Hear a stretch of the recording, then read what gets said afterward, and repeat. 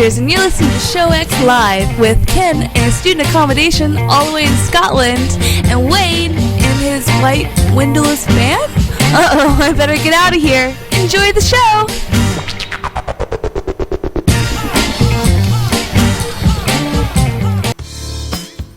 Hey everybody, and welcome to Show X on VTWProductions.com.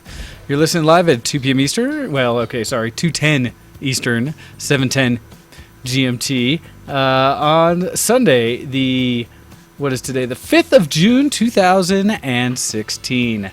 I'm joined by always as our good friend Ken. How are you doing today, sir? I am good. I'm a little bit, appropriately worded rough. As Tankfest was yesterday, so rough is definitely the appropriate word. How about yourself, sir? How are you doing? You just got in the door, didn't you? I just got in the door. Sorry, everybody, for things being a little late, as I was out across town looking at pretty cars today and didn't budget my time well to get back here, especially since I also just got back into country yesterday and went to bed and then got everything basically set up for today. As you can see, I am still in the basement, and so you'll hear fan noise in the background from the server and such because I hadn't had time after Game Fest to get everything packed back up, put upstairs into the office. And so today's show from here and hopefully next week's will be back up where everything normally is. So hopefully everything sounds good, and hopefully you guys can hear us just fine as things are kicking off, and Alpha Geek Radio should be picking us up here shortly. We'll see. It always takes a minute longer for them to start. But otherwise, things are good. I have a little bit of sun and stuff like that. And if there's anything technical, let me know. Ken does not have camera today. And for whatever reason, the IRC... There we go. Oh, finally it comes back. I was like, it didn't want to turn on for me. But now it's on the video stream. So if you aren't, you can watch. You can at least see my somewhat sunny face and Ken's static face in front of weeds and such. So, yeah. Ken doesn't want to be visible. He doesn't feel it. Anyhow... So we're going to kick things off right away with a little bit of... Dysfunctional deviations. So this week in Dysfunctional Deviations, Ken, how are you doing? As you've said, you're feeling a bit over. Yes, so Tankfest was, or is, I suppose, Tank's yearly festival, where he hosts. And the idea is pretty much a year after when we got him. So it's not really his birthday, because we don't actually know his birthday since he was a stray. But we're making that his birthday, and so once a year we invite, this time it was 38 people, I think, to our house. They all came round, they brought loads of meat and booze, and it was nice and sunny. Thankfully the day started off cloudy and we were a bit worried, but the sun came out. We had live music from 4 different musicians. Nice! Yeah, we had a tent set up where people could go in, and I think that became the smoking tent. We have a pool, which I thought was going to be like a kiddie pool, but it turned out to be able to sit like 7 or 8 adults quite comfortably. Yeah, it's a bit bigger than I expected. I expect Tankfest to be this little thing, like a small disposable barbecue and maybe like 5 to 10 people hanging out and drinking a few beers. It turned into a festival, and the band brought this like live music kit, which the next door neighbors actually came out of their house, brought some chairs, sat in their own garden, and watched the gig go on, just because they were like, hey, you can't stop them, you may as well join them, kind of thing. Nice. And they were thoroughly impressed. My parents came to visit, the manager of my old workplace came to come and visit in 2 part, and they were all even I as well, was very, very impressed by the live music. So amazing. Those guys are so talented. I got a couple of yeses from some of the musicians as to whether we could use their music on the show. Oh, nice. They just need to record it now. So whenever that happens. But some of it is beautiful. So those guys are just, oh man. Beautiful guitar work, keyboard work, singing, fantastic. I think it'll be something, and some of it's fairly comedic, some of it's fairly indie, and a mix of other things. So it's good stuff, and I look forward to that being part of the show as well. I am hungover as balls because I had so I bought fake Jägermeister, like a knockoff brand from the nearby superstore. Ooh, why? Wait. Okay, I gotta stop that right there. Why would you ever drink a knockoff of Jägermeister? Jägermeister 'Cause it's is so bad on its own. I don't know why anybody would do that to themselves. It's black licorice. That is disgusting. It's not licorice. It's herb. Oh God, no! Jägermeister is black licorice flavored, and it is disgusting. Okay, I'm gonna find out how they describe themselves. Jaeger, tell me what you got. I need to put in my date of birth. What the hell? Okay. Yeah, hell, you're not old enough to talk about Jaeger. Apparently not. No, here we go. No, it's just tell me about the product. The Jaeger PB. Anybody who has ever drank Jägermeister, especially straight, knows it tastes like black licorice. Simple as that. Well, speaking of having it straight, I had half a bottle of it straight in shots. Oh, yesterday. well, no wonder you feel like shite today. Yeah, and that's not even the worst part. I was having, I had a few ciders, I had a few Guinness-I. Multiple Guinness-I. We bought a liter of vodka and then poured it into these gummy bears. Yes. And left it overnight, so they soaked up entirely. Uh-huh. And I made whenever I was not cooking. I tried to walk around while cleaning up, and I tried to hand out some of these to the guests. There's loads of them, hundreds of these things, and the occasional person would take like one. As I walk around, I would take one, I'd take another one, They're quite tasty, and I eventually realized that I must have had like at least a third of that, which means I had a third of a liter of vodka in the end. And yeah, I did some shots of schnapps later on in the night because it was available. People kept handing me drinks, and I just sort of accepted it without really thinking about it. So I don't know what else I had. So yeah, that was fun. Some interesting facts about Jägermeister. It's a type of liqueur called Krauterlikör, which means herbal liquor or liqueur.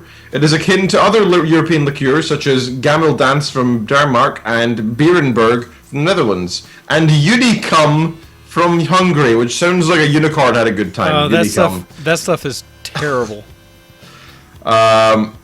It does include licorice, but it also includes mainly 56 herbs, fruits, roots, spices, including citrus peel, licorice, aniseed, poppy seeds, saffron, ginger, juniper berries, and ginseng.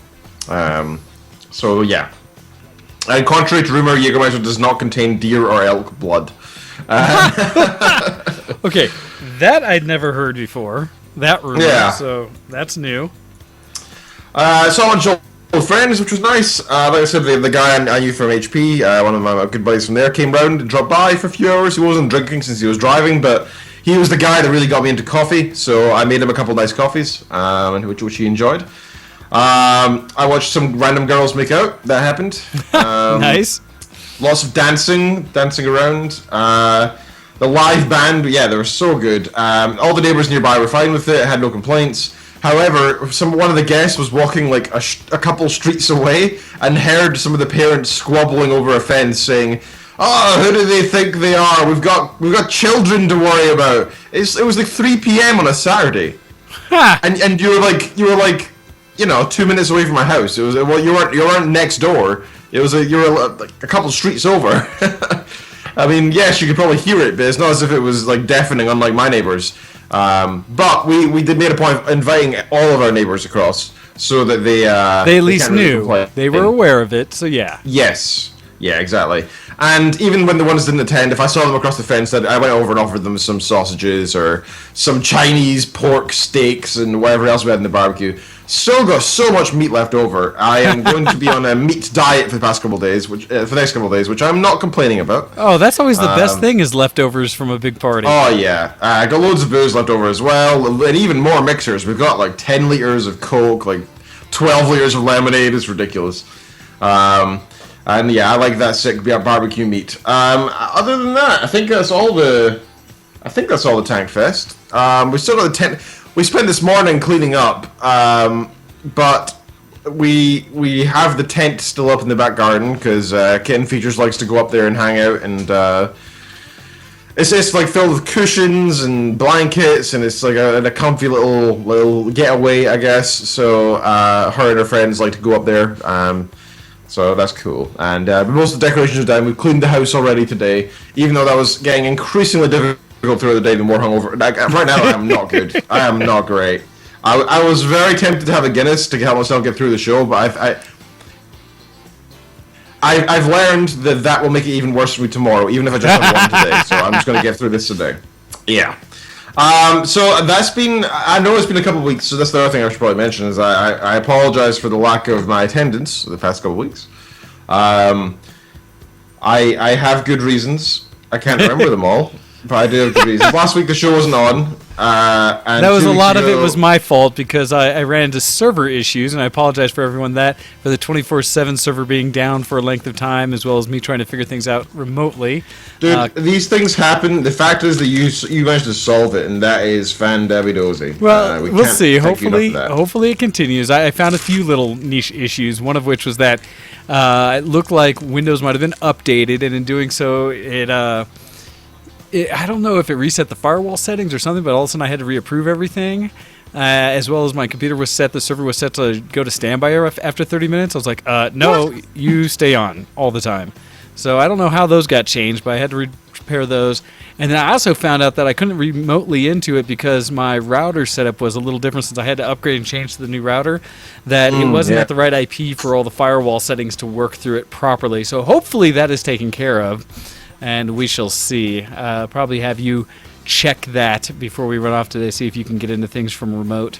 But, no problem, I'm willing to do that, yep. So, but yeah, that kind of happened on this end, but thankfully it is at least running again now, and hopefully the 24/7 will continue to behave as it should.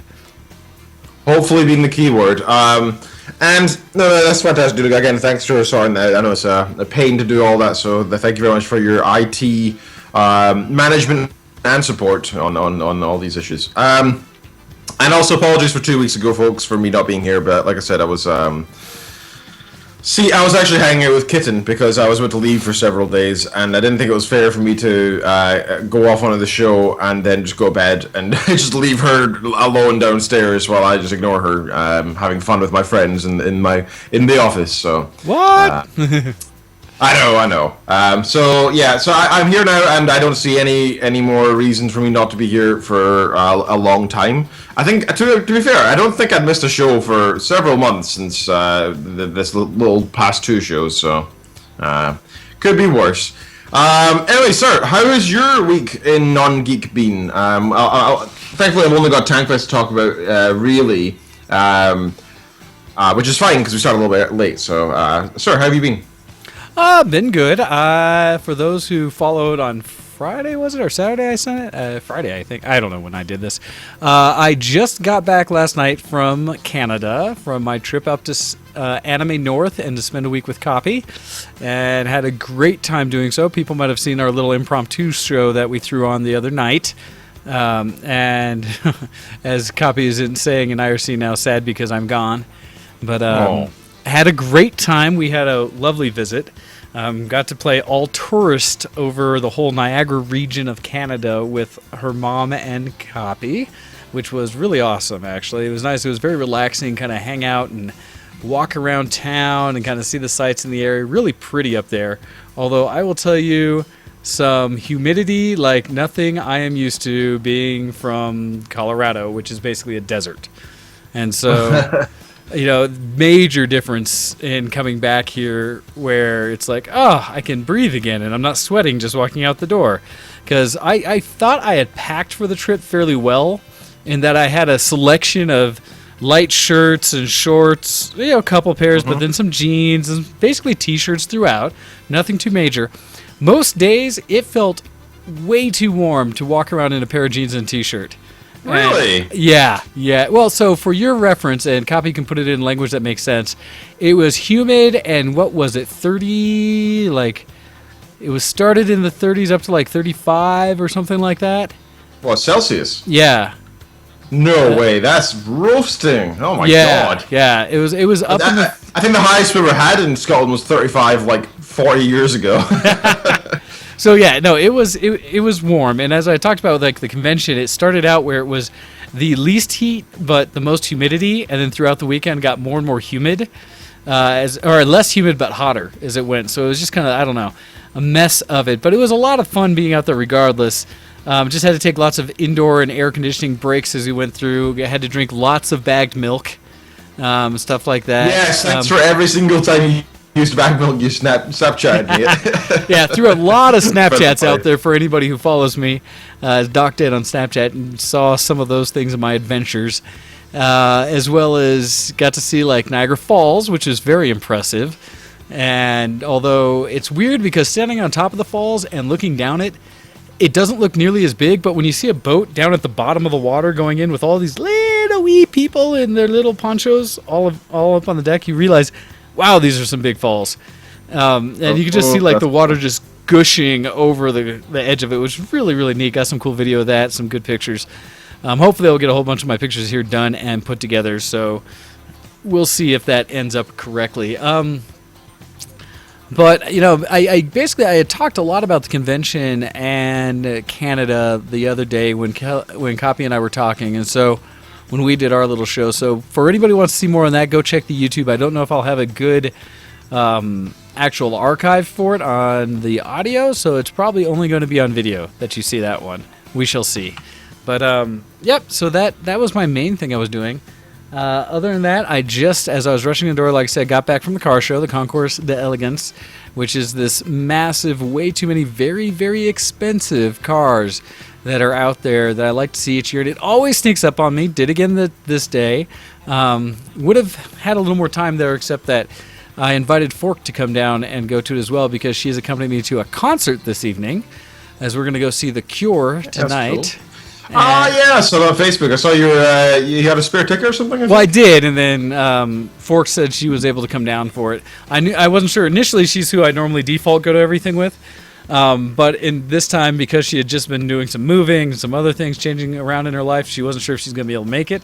So I had tried to reach out and find other people who were interested in going, but it seemed like no one else wanted to go to the concert. So thankfully, her schedule freed up and she's able to go. So she came down this morning for the car show. I think she's getting cleaned up upstairs because I kind of forced her where she rolled out of bed and didn't even have time to like get a shower or anything. I was like, that doesn't matter. We'll be walking around outside in the sun. Hurry up. And so she made her way down. We went to the car show. It was a quick blitz, take a bunch of photos and then run to get here in time. At which point, my little Miata slid through traffic ever so nicely to get back here mostly on time. Let's just say I probably should have been another 10 or 15 minutes getting back home, but made a good effort on getting back here when I did. So just leave it at that. I found all the gaps in traffic. We'll say it that way. And slid home. But yeah, so got back just today. Lots of cool cars out there. A bunch of McLarens because they brought like 7 of them out there this year. A bunch of classic old Porsches, which is kind of nice. We get a bunch of them, but a lot of times we'll get more of the newer ones. This time we had a bunch of old ones. There were like 5 Lamborghini, 2 Diablos and 3 Countachs. A bunch of old Ford Mustangs. They had 2 this year, real Shelby Cobras. The old 5, 6, 7, whatever, the Shelby Cobras, they good $1 million plus cars if you try to go get one of the originals today. They had 2 of those sitting next to each other, a bunch of the kit cars all over the place, which are gorgeous as well, but 2 of the originals, and it's just like, holy cow, that's awesome. Kuro just joined us, sent him a Snapchat, one of which was there was a gorgeous 300ZX Nissan, which is the same car as he drives, but a newer version of it that looked quite pretty, as they have each year. There were 2 3000 GT of the convertible Spiders there, the hardtop convertibles, sitting next to each other with their convertibles half converted, which were gorgeous. Just all these really pretty cars. So it was fun to at least get to run over there real quick, see it, get way too much sun as well, because I went in the Miata with the top down, wind in the hair and stuff. And I need to look at that car because the transmission on that thing gets so warm and to a point where I think it's not healthy. And I was waiting to hear some big clunk of metal as we were driving back to see if it was going to explode on me or not. So, yikes. Oh, jeez. But otherwise, it went well. It survived. So, yeah, that's pretty much what I've been doing that hasn't been geeky in the last at least 2 days. See, flights and travel and looking at fancy cars. Beyond that, I think that's about it. I had to get everything for the show kind of set up and refix the server and stuff last night real quick. Trying not to stay up too late, but I did have to get some gaming in because I'd only been relegated to gaming for the last week and a half on my laptop, which does okay, but when I tried to run like Black Ops 3 on it, just did not work. No. So had to revert to games like Kerbal Space Program and League of Legends only. And so I realized that's that not a bad thing though, sir. I mean, there's a couple of fantastic games right there. So. Well, no, they're fine and it's good. But the problem I had was my like League of Legends was good, but the mouse I have for the road is so not a gaming mouse, and I absolutely feel it. And so yeah, so bad. So that's pretty much what I've been doing with that. But with that, I think it's appropriate for us to go ahead and switch things over. And maybe talk about a little... Whoops. There we go. Some things that are geeky. I'm a geek. Are you a geek? Geek cred, level up! So, what have you been doing this weekend that's actually been geek leveled? And sir, as I'm trying to blink my eyes in blurry eyes to the screen here. Oh, jeez, so white. Such brightness. Yeah. Why? Oh, man. So I went and saw the Warcraft movie. What? I didn't just go see it. I saw it in IMAX. Oh, did you? Oh, all right. I'm ready to like kick back and enjoy this. This I am curious in so many ways. So, please, sir, regale us with your impressions of the brand new first official full-length movie from Blizzard, Warcraft the movie. Yeah, also known as Warcraft the Beginning, depending on what part of the world you're in. And I think that's intentionally titled, because you could feel throughout the film that they were certainly trying to say, look at all these characters, look how cool they are, don't you want to see more from them, and the potential love interest that we could start to strike up here? So I went to go see this with a non-Warcraft fan, so that was a good thing, because that way I got both perspectives. I am far too close to the picture to see what the film is without it being a Blizzard film, and the other guy was too far away to really understand what was going on, to be honest. Which means that we have hopefully a nice Interesting. All right. So chose IMAX because I knew, I worked out that because it's Blizzard, the one thing they certainly have is money, and. Because of that, the graphics and the CGI and how they do the makeup and how they overlay the new body types on top of the models in the background, etc., will be done to a level of perfection that has been unseen before. And my prediction was completely correct. I was not wrong. The CGI was absolutely beautiful. The camera work was stunning. The way there was one scene in particular where it was roaming over the multiple villages that were being invaded by orcs, human villages being invaded by orcs, and there were different levels of invasion depending on how close they were to the portal that was letting the orcs through, and so the very first one is the furthest away, and it just looks like a town, but you see some flames running towards it. And then it zooms over. This is like a sky view looking straight down, bird-eyes view looking straight down the village. And it sort of lingers in the village, then it flies zooming across the Elven Forest over to the next village. And then you see like a battle going on, and then it zooms over to the next village, and then you see like a battle ending, and the orcs like stealing people and walking away with prisoners. And so then this it zooms is like over to the last village, and it's just a dead zone, like burnt. You're seeing this massive battlefield essentially over multiple towns, like a whole vista of these battles occurring all basically at the same time, where it focuses on like some of the action in one place and then just steps between all these different locations to show you how grand this battle really is. Exactly. So that camera work, I don't know if it was necessarily camera work as much as it's just entirely CGI. I have no idea. But whatever it was freaking beautiful, really nice, and both me and the other gentleman agreed with that. That was one of our favorite camera scenes. Now, speaking of CGI, I mentioned I saw it in IMAX. So, yes. Of course, as everyone knows, IMAX is like the top quality you can have for film, for cinematography in general, because you will see it in the highest resolution that you can. However, I am intrigued to know the IMAX frame rate. And it's only 48 frames per second, and I think that I think that shows. Wait, you said it's only 48 frames per second? Yes. Because most movies are shown in 24. Yes. They're on 60 on normal screens, though, surely. I know in films. Well, I know no. in the cinemas. Cinema is all 24 frames per second. Yeah. Television is 30 frames per second, except for PAL, where you're at, which is it's 30, but it's a different scale. And only recently have newer movies been doing 48 frames per second, which is double the normal cinema rate, which gives it a lot of times a feel that's almost like a soap opera, and sometimes is hyper real. Or when people turn on the effect of blending on their televisions, they have the scenes, the TV interpolate frames in between what's actually there, and it gives you kind of that hyper real motion of things up front. That's what the higher frame rate does. I'm glad you told me that, because now I know what the problem was. Then it wasn't the frame rate; it's because IMAX also shows it in 3D, and when you're trying to watch anything when you're watching a 3D film, you're not watching a 3D film. You're watching a 2D film that tricks your eyes into thinking it's 3D, right? Well, in some cases, because some movies were actually filmed in true 3D. But the challenge with all 3D movies... It doesn't change the fact that you're looking at a 2D screen.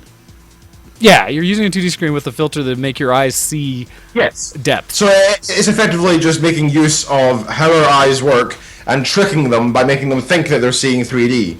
By blurring out certain elements to an extreme and putting other things in hyperfocus, effectively. Okay, so that's the different aspect of it, because the 3D technology side of it, it's just like putting on an Oculus or something like that. You are seeing true 3D, yes, it's a 2D screen, but your eyes are seeing different information in a level that allows you to see like you would truly depth. Now, some movies do it differently, and I'm a big critic on this, because some will make things like pop out at you, and they do the After Effect version of 3D, and then some movies do it correctly, like Tron and Avatar and such, that do it with, it's making it depth like you're looking through a window into the scene, and that's true 3D. I did it correctly, but I've still never found one that I like, though. Okay, so the other issue that you're talking about, specifically about the focus thing, that's a director's choice, because the problem is cameras have a limited depth of field of view for what you can focus on.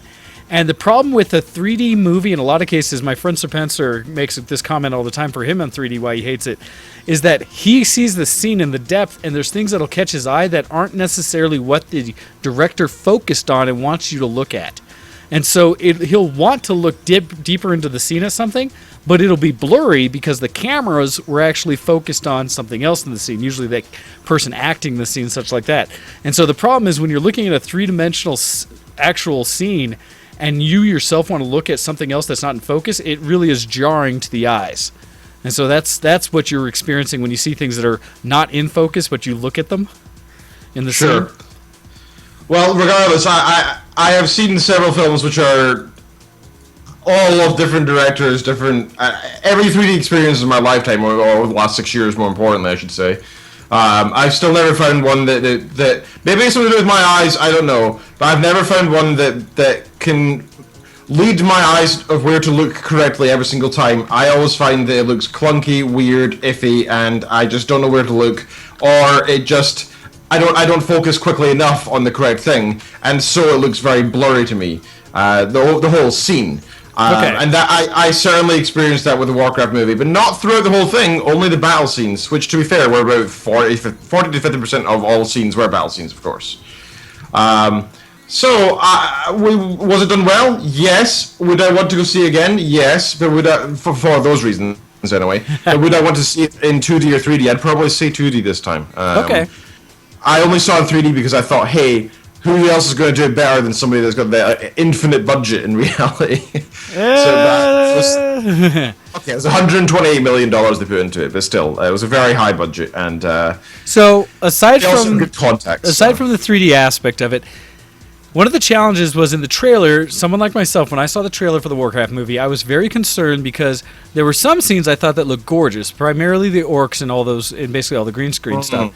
Greenskins. But whenever I saw a human actor placed into a scene with the background stuff like the throne room stuff like that, to me it looked cartoony in a weird way. And that, granted, was just the trailer. So having seen the movie, what was your overall impression? You had said that there's big budget CG in it, but did any of it ever feel out of place?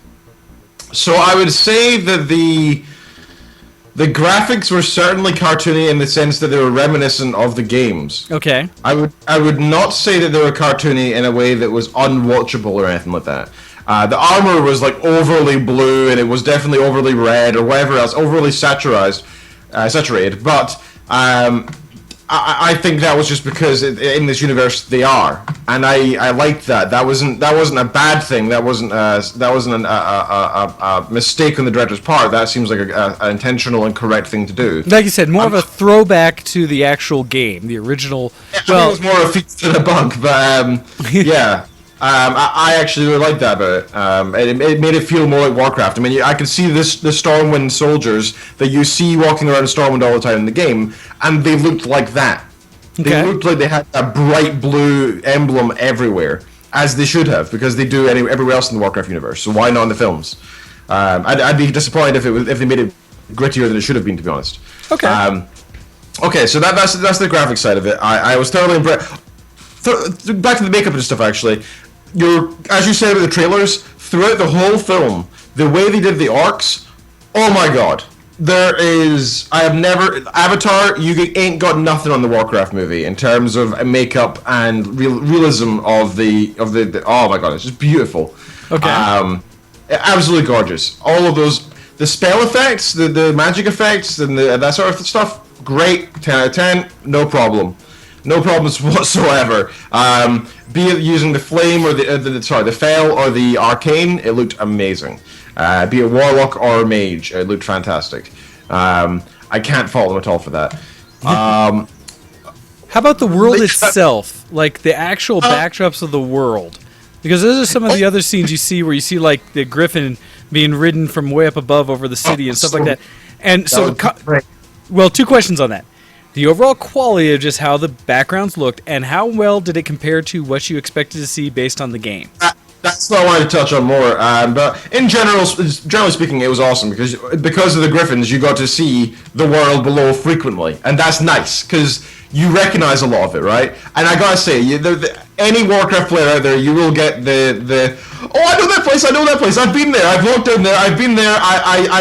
I sold, sheep butts, pig butts there to a guy for a quest. I've been there, and it's cool. Like, you see Stormwind, but because it's the movie, not the MMO, obviously when you see Elwyn Forest, for example, it's not just Goldshire is the village, and then it's just a little bit of forest, and then Red Ridge Mountains, etc.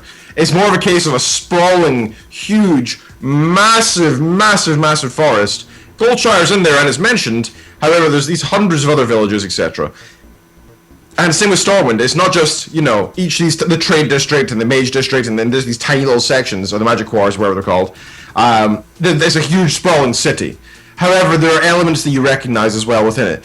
And that makes sense. It wouldn't be a city if it was actually how it looked in MMO, because there'd only be like 300 people living there. Yeah, exactly. Every city would be tiny. So it made sense for them to do that. But the music, okay, they made it cinematic, as they had to, of course. Okay. So cinematic, lots of horns, battle scenes had these thumping drums, and they really pulled you into it. And it had the correct musical themes from the game wherever you went. Not the whole score. But if you're in Goldshire or you're in Stormwind, you'll hear like an inkling of the main theme throughout the cinematic score, and you're just sitting there feeling great about yourself. Because you're like, that's Stormwind. I know this is Stormwind. That's awesome. That's cool. There were a couple of inaccuracies. I know that I said they expanded the towns and such, but they also they placed a couple things differently. For example, outside the front of Stormwind, there's those I think 6, 7 statues of all these different famous people, like arch-generals. One, they're not there at all. To be fair, that's Stormwind's rebuilt, so I don't know if it changes. And secondly, there's a giant statue of Medivh, who is not known by Stormwind really at that time in lore. So that's weird. So basically, because the time frame of this one takes place right essentially as Warcraft won the game, right? Humans and orcs. Yeah. However, always, just like anything, if something's been made into a film, take it with a handful of salt, because it's not going to be the same, and it couldn't be. The Warcraft universe is so exhaustive, expansive. It's got its own different religions, cultures, territories, in-jokes, loads of stuff that requires, hours of reading to really have a vague understanding of what's going on, and they had 120 minutes to fit in a story. Yeah. So I understand why they did this, but it didn't make it any less of a sting. So Medivh, if you ever played the Warcraft games, okay, let me start here. If you play no major spoilers, but yes, I was curious to know how well the plot kind of stuck together, because you know the spoilers if you played Warcraft, right? I mean, this is in the past. So basically, this does, of course, but so it does follow basically the overall storyline that we know from Warcraft, right? Yes, to an extent, because it's hard to explain, but basically, they make it so that the Guardian Medivh is this person who serves the king and looks after the world, and the king has a magic ring that he turns which summons Medivh when the world's in turmoil, which is a very simplified and misunderstood understanding of how Medivh, the last Guardian, actually worked. He was not in any affiliation with the Alliance per se. He protected the world in general. He did happen to be human, but I don't think he had any real alliance to the Alliance other than the fact that he cared about living beings. He was the guardian of life in a way. And so, even in Warcraft 3 cinematics, you can see Medivh whenever he goes to any of the cities, he flies in as a raven and then, transforms himself into a human, into his mage form. And every single time, the king's always surprised, all the guards surround him with spears, like, what are you, who are you doing, damn mage, what are you doing here? Are you threatening the king? Yada, yada, yada. But no, in this one, Medivh's like his best pal, and it doesn't make sense. It's silly. It's just not how... That's weird. I know that they had to make it more... to just make it a bit easier to understand. Like, the Guardian isn't this completely different thing that's hard to understand, that's got a lot of lore in the background. Instead, the Guardian is just the Guardian, and he's friends with everybody, and there we go. Done. Sorted. He's called the Guardian because he's the Guardian, that's it. Don't ask any more questions. So that was a little bit annoying. And speaking of lore, I'll go on a little bit. At the very end, I'm not going to say the spoiler, but there is a part of the story that happens that does not happen in the games. It is just different completely. It's just not what happens in the games. It's a different storyline entirely, and it's somewhat peaceful. And I dislike it because I think it might have more problems down the line if they continue the movies, more than anything. But again, I am very close to the picture, so I also try to look at this as its own thing, as a standalone film. Now, as such, the lore is a little bit clunky, and because they try to do things like the very start, they're talking with the Orcs and the Orcish clans, and that's fine to say that and that alone. But then they start naming them. They're like, the Laughing Skull and Blackrock and Frostwolf, and it's just like people are going to be sitting there trying to remember this in the audience because they think it's going to be important. It's not. You see the clans, you'll recognize them because some have skulls on their faces, for example. You see the flags. It's not actually important to the storyline. They're just orcs, right? If the audience just thought they were orcs, that'd be fine. And if you had the different decorations, then great. But you don't need to go and mention all the names because it's clunky and it makes it difficult for people. However, the Frostwolf clan are kind of like the nice ones, the main ones in the story, as they are in the games as well. Because that's where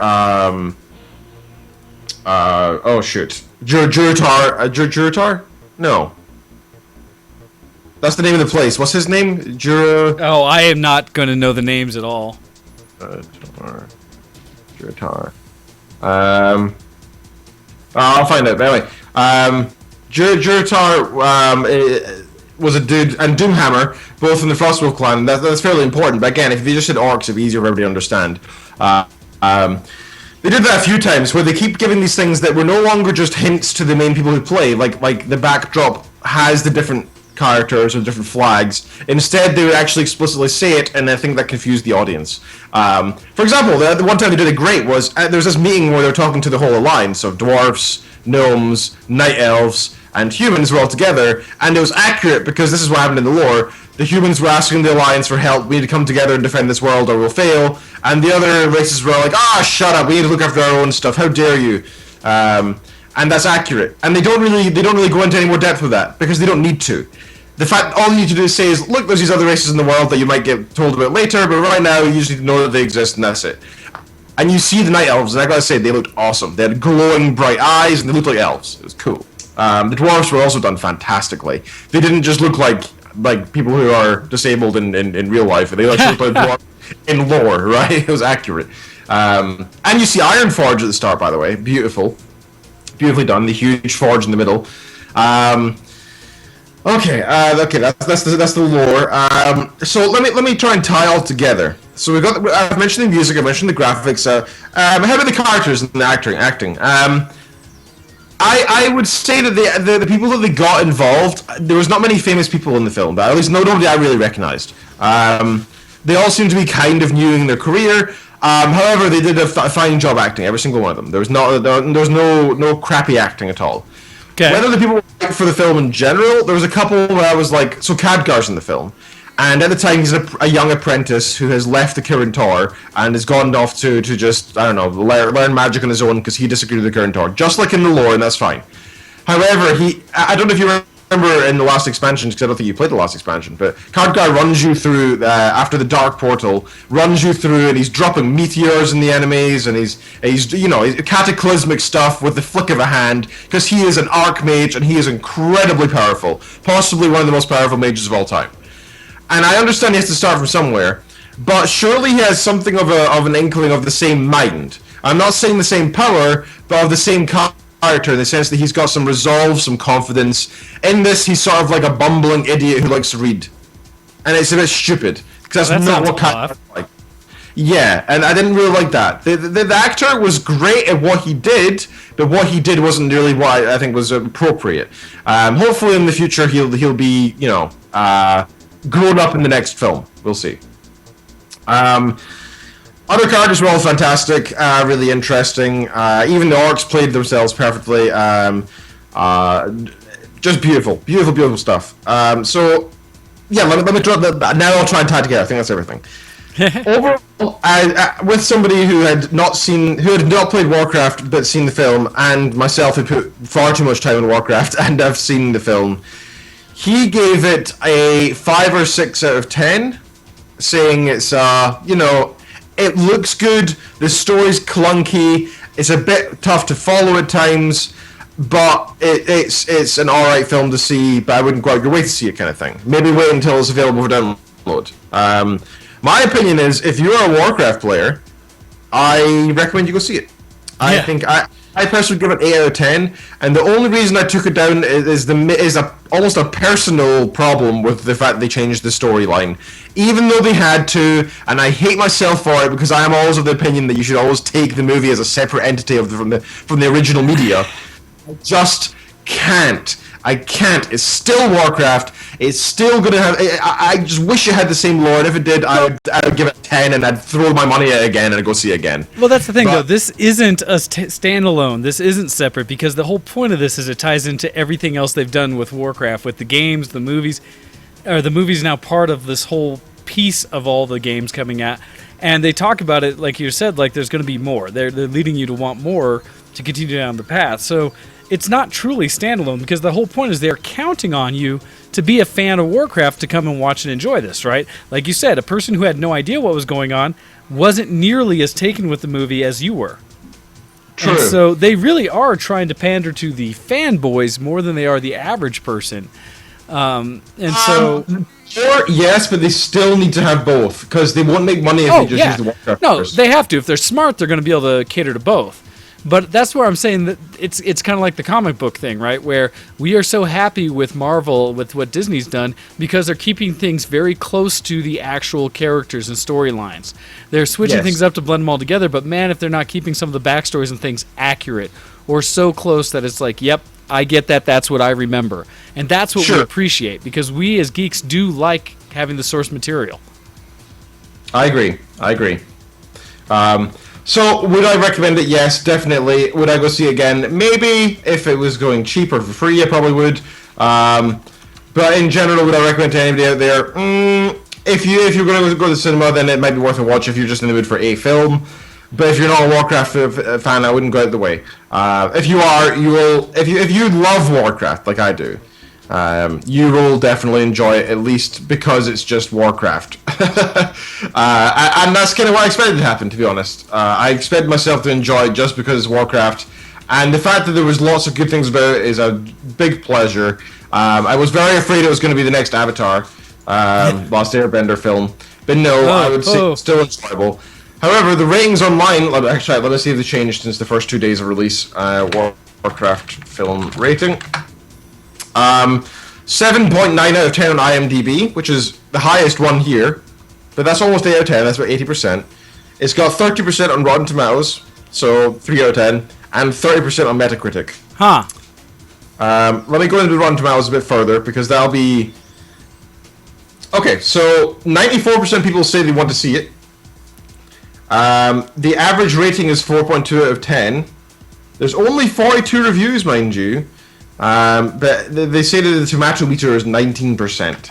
So, but still, they must have done good with the advertising to have 94% of people who click on that who want to see it. So let's look at IMDb now. Yep, 7.9 out of 10 out of 30,000 reviews. That's a bit more applicable in my opinion. Rotten Tomatoes didn't have many. But out of 30,000 people, it got an 8 out of 10. For that, I would say that's pretty damn good. That's pretty impressive. It's a PG-13. It's now out around the world, definitely everywhere now. Oh wait a second. It's not in the US. No, it comes out this week. It comes out Friday. What the hell? Yep. How come you got a week early? I don't know. You guys have been getting a couple movies earlier than us. You also got the new Marvel Civil War a week before us. Oh, I come on, there's a whole week though. You'd think it was just Well, this is why this review from you is so key. Because for a good majority of our fans, this is going to be the first they really start hearing about it. It's the first I've heard for any reviews, and I have a lot of people who are looking at going, and so getting this opinion is actually one that's, I think, very applicable. Okay. Well, yeah. So basically, everybody who listens to the show, you'll probably enjoy it. to be honest, because you're of similar ilk to me in terms of what you enjoy. Even if you're not a Warcraft fan itself, you'll probably enjoy the cinematography and the fantasy geeky nature of it. So yes, but will your friends from work enjoy it? Will your friends from school enjoy it? I don't know. I can't say for them. But for everybody listening to the show, I would highly recommend it, yes. And I will definitely be buying this on Blu-ray, and I will definitely watch it again myself. And I definitely hope they make another one, because I thought it was awesome. And I think, as it's their first film as well, I want to give them a little bit of leeway, because they've never done it before. And it's being led by guys who haven't done this kind of thing before. And they're being pushed by producers who also haven't done this kind of thing before. So hopefully they take some lessons from what was good and bad about it, what the reviews are saying. And I hope that they actually do make another one.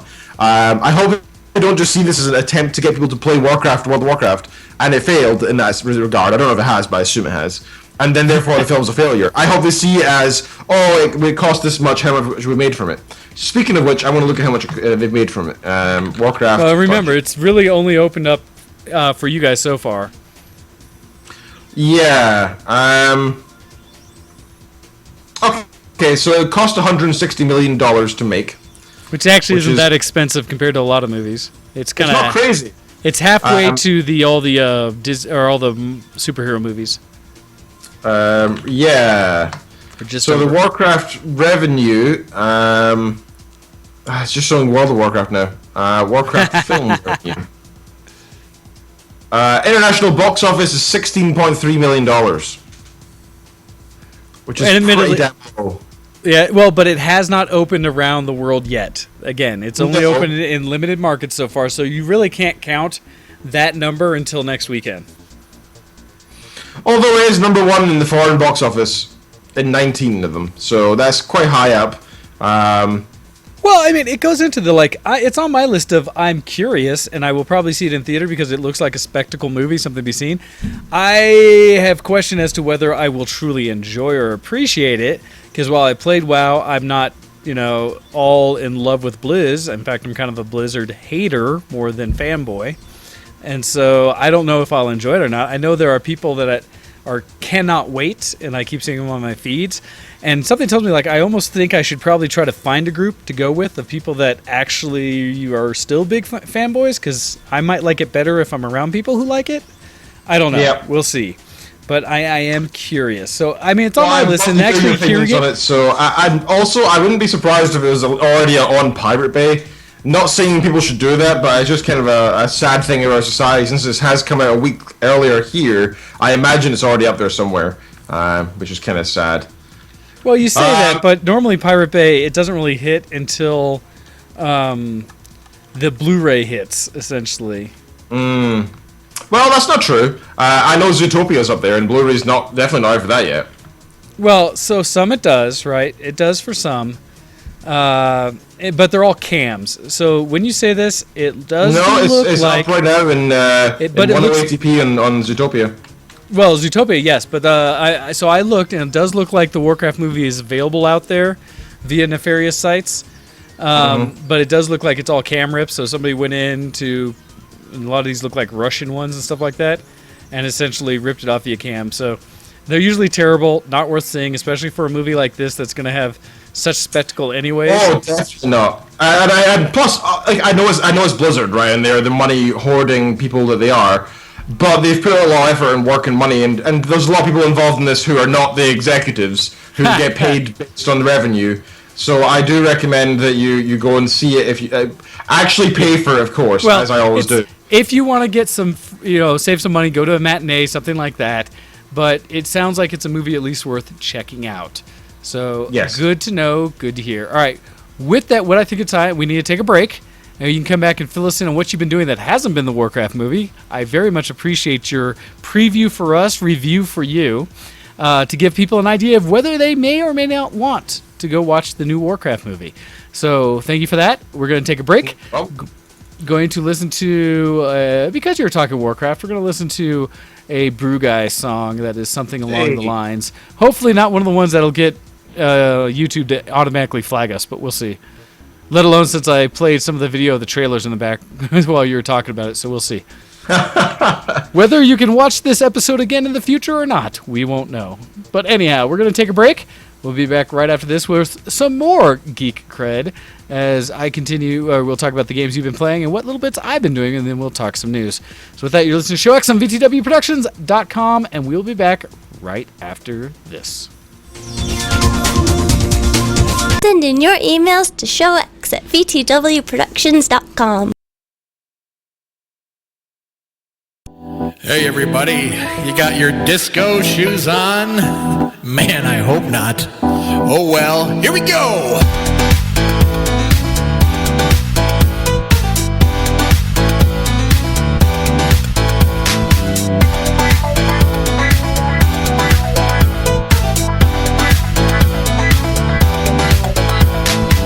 I'm just a troll with nothing to do, but I've got a little proposition just for you. Me and my brothers, well, we know how to groove, so if you give me some gold, I might just show you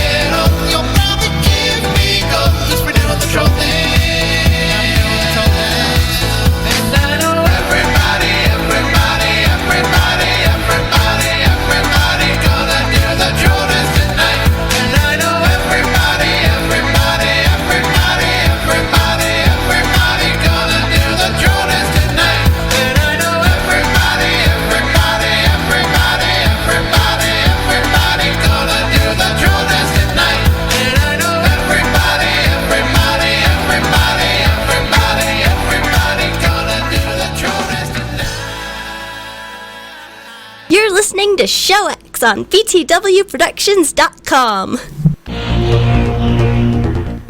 Look at that pro timing, getting right back as the song runs out. Woohoo! So Yes, entirely intentional. totally timed that. Well, I had a Fork trying to tell me a story as I went upstairs, and I was like, "No, I gotta get back down. Show." I have no times for stories, women. Yes, we have you'll a have show to tell to me do. afterwards. All right. Well, thank you very much again for the Warcraft synopsis. So, what else have you been doing that's been geeky in this last week? That is a good question, sir.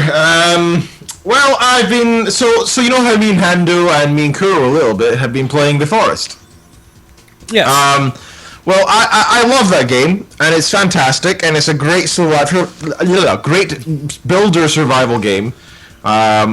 Everything about it is great fun. The graphics are beautiful, and it's enjoyable, and it's just satisfying to put a little bit of effort in, and eventually have this sprawling base with traps, etc. But the one thing we've been really sick of, me and Hando especially, is the fact that we're really proud and enjoying ourselves, having fun, and the you know how in Minecraft, if you have a big base, you don't really need to worry about the enemies so much. They might spawn occasionally, but you don't need to worry about it because your defenses will cover it, or you've just got it so well lit that they don't spawn, etc., etc. Yeah. The Forest is kind of the opposite, where the more you build, the more stuff gets sent at you. And that would be fine if the defenses that you could build were really defenses, but the traps, every single one of them need reset, so you need to run around resetting them, which makes it kind of useless it means it's not a play and forget one. It's not where you set it all up as a great way to defend and then you can go about your business and do other things. It means you have to actively go defend. See, I'd be fine with that if it was a different type of game. I just don't think it suits the genre. I want to continue building. I want to be able to focus more on, like, I think I should be facing the enemies while I'm building in the first place, while we're trying to gather resources at any points whenever we leave the base. But when I'm inside a base with walls and traps and fire and weapons, I don't like the fact that I even during the day, not even at night when it gets into like day 7, day 8, it's just constant bombardment, and you get to the point where your base is now, you can't actually function anymore. It becomes like a when will I die sim rather than a I want to continue playing kind of thing. Because you just get so heavily hit constantly that you're trying to repair your walls and you run out of stuff to repair your walls with, and but as you try to leave the base to go get some more stuff, you get hit again, and then you lose the wall, and then you lose another wall, and it just gets to the point, okay, let's just run away and hide in the forest for a few days. And it's like, well, what's the point? Why have a base if it's not even usable? That sounds very frustrating and not like something I would enjoy. That being said, I wouldn't say that's what happens after like a few hours of playing, right? So the first few hours are really enjoyable because you're building your base and there might be like a scout or a couple of dudes who come out, or the occasional roaming party, and it's not a problem. It's kind of like a fun event at that point because it's rarer. But later on, you eventually get like the kind of boss people who come over, and you can like throw like 5 sticks of dynamite, and like you can empty your flare gun, and it goes through 3 traps, and then you circle around it, hitting it with your axe for like 5 minutes, and then it eventually dies. But in the meantime, it destroyed half your base, and you're like, well, okay, that was a bit of a pain, I guess. Hopefully that won't happen again for like 2 weeks in the game. But no, it'll happen the next day, and it's just like, well, what's the freaking point? It makes me not want to play the game as a builder anymore, and just a roaming survival, roaming hiding game. And I don't think it doesn't have enough content for that, though. There's not enough to explore yet. I've already explored pretty much everything in the game at this point, so I know it's not complete yet, but basically I'm really enjoying it so far, and I really hope they finish it soon because I really want to continue on and get on with the game in proper. So is this one of those ones that because it's still in beta or such and still being produced, you are going to maybe wait to see how they finish it, or is it enough fun that you're still going to keep playing it even though it's being adjusted and still being brought up? How do you kind of feel? Right now, I'm not going to play anymore until they do more. I am currently sick of what they have done so far. Not because it's bad per se, just that it's not finished. So I'm going to hold off in the meantime, which is a shame because I was thoroughly enjoying it while we were into it. So we've been looking for another game to play, and we decided, what do we both have? We looked through the list of games we both have, and found Orcs Must Die 2. That's a good game. It is a good game. Now the next one's out, but it's in beta and stuff. I've got it installed actually, but I don't know if Hando does. But if anybody else does, that'd be cool. Because Orcs Must Die is awesome.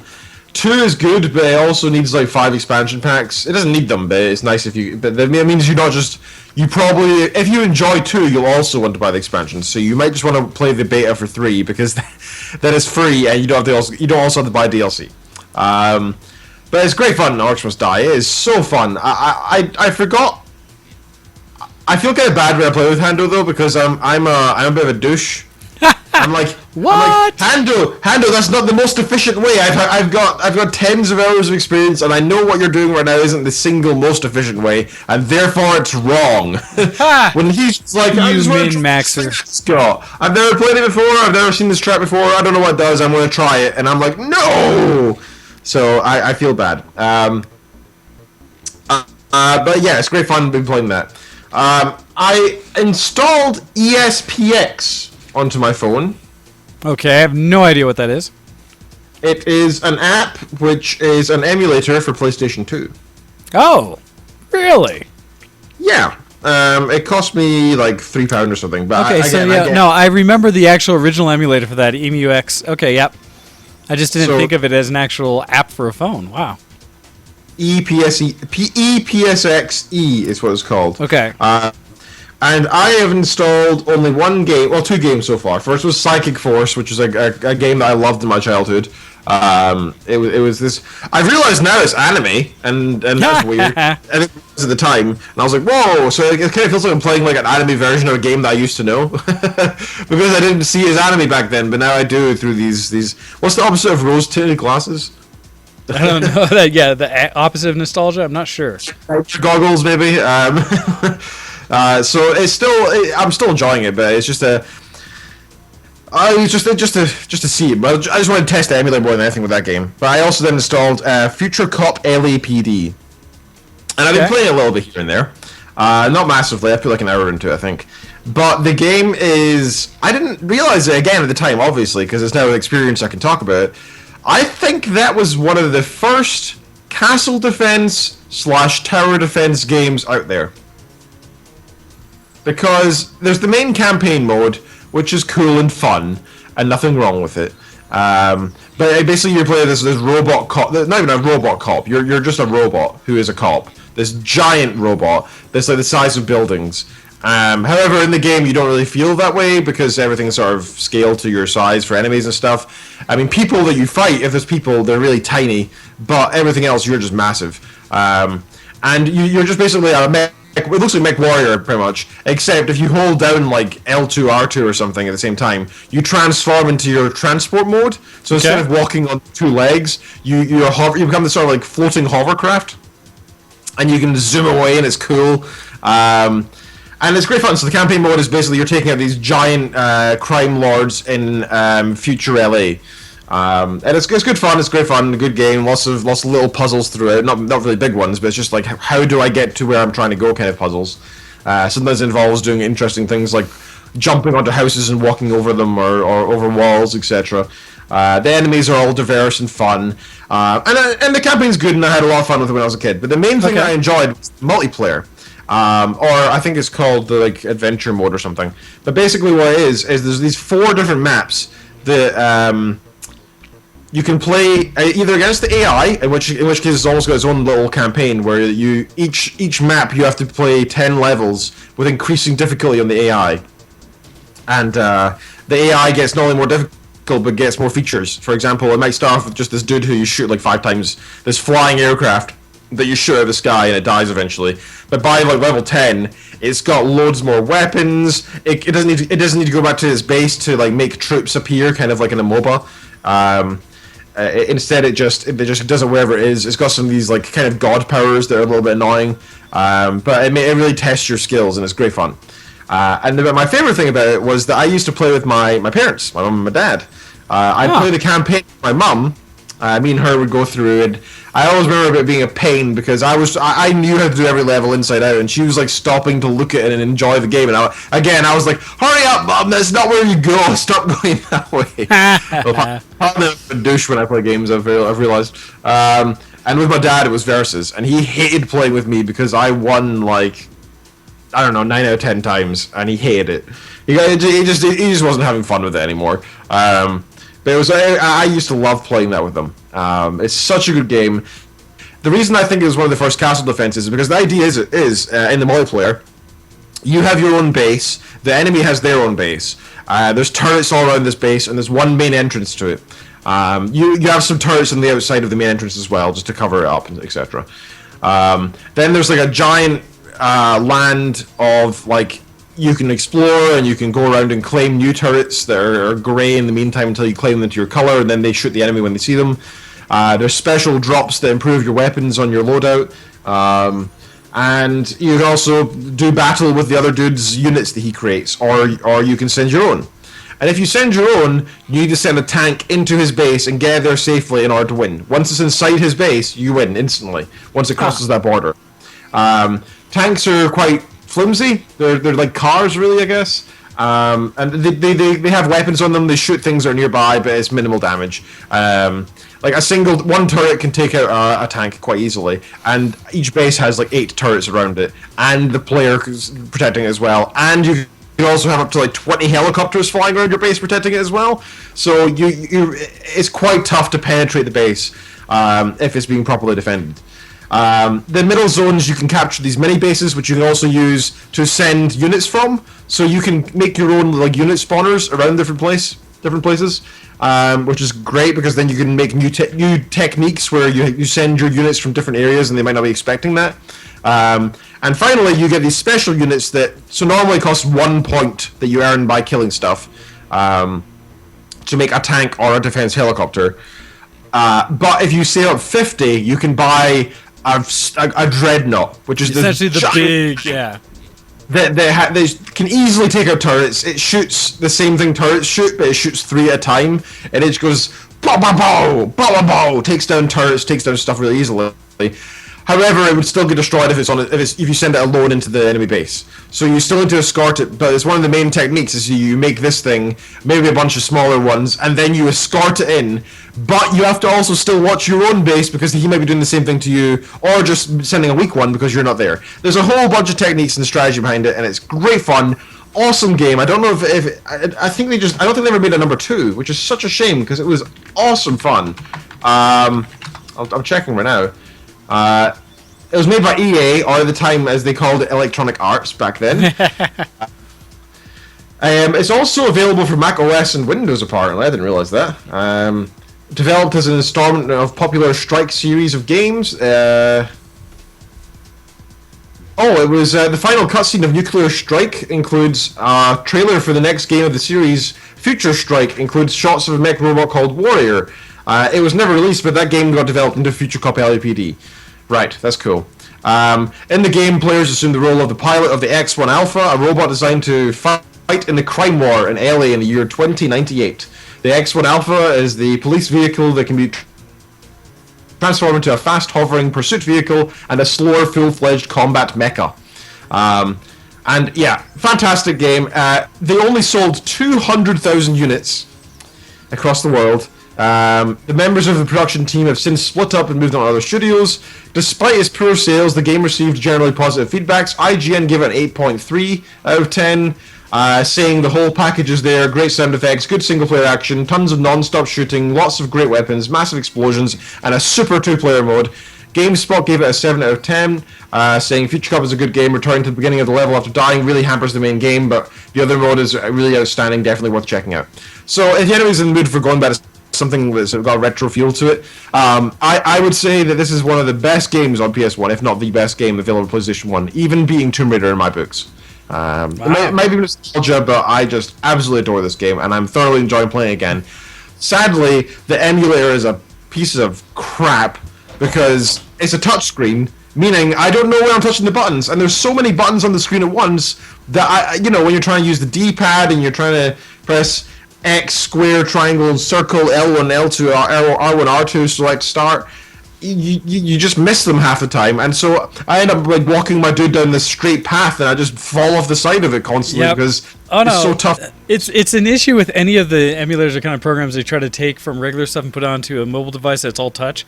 You really need to have like a Bluetooth controller to even have a hope of playing those correctly, and hopefully the emulator has support for it.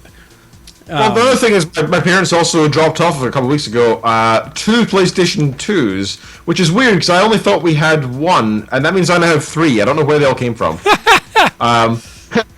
So I think there must be one of them which works. So I just need to find the old disc and just load it up on there and actually play it like that would be the better way. If you enjoyed it that much, that'd probably be the best way to go back through it and enjoy it. So yes, that would be good.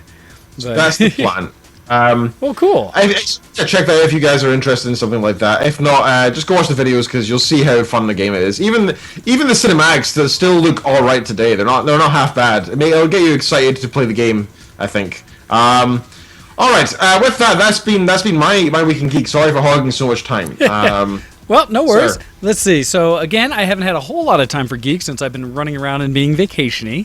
I did play some League, mostly ARAMs, because that's all that I truly enjoy in the game anymore.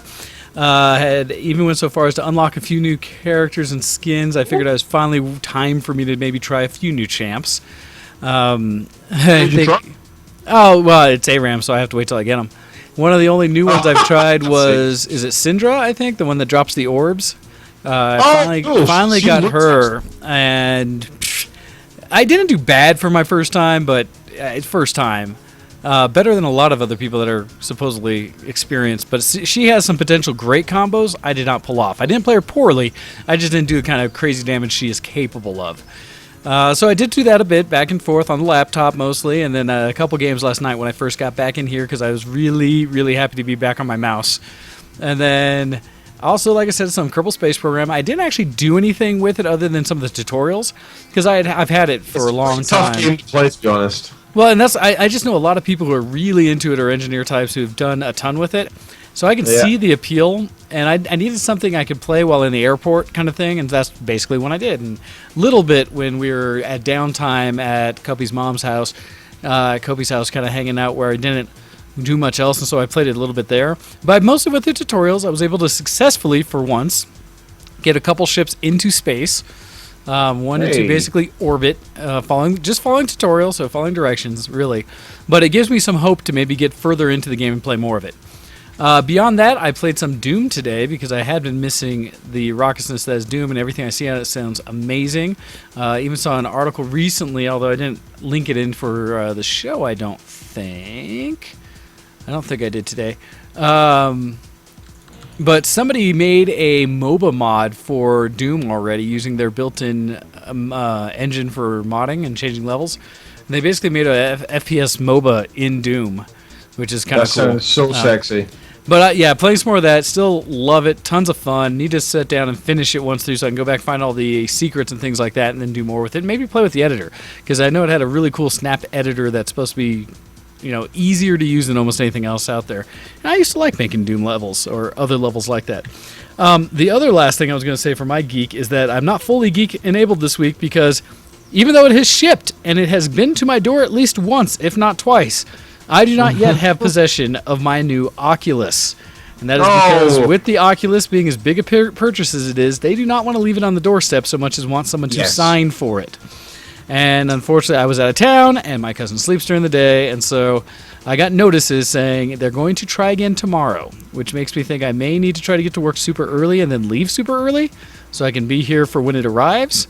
But I don't know. We'll see. I need to try to figure out what time it may actually show up so that I can try to either leave work, come get it, and go back. Just go pick up at the local warehouse or something? Well, not over the weekend, and that's the problem. It's been the weekend, so I couldn't get hold of anyone. So if I don't get it tomorrow when they try to deliver it again, I have to call someone and see if I can go pick it up.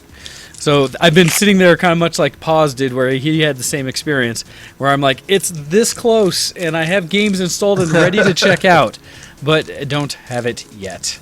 And so, unfortunately, nothing for that yet.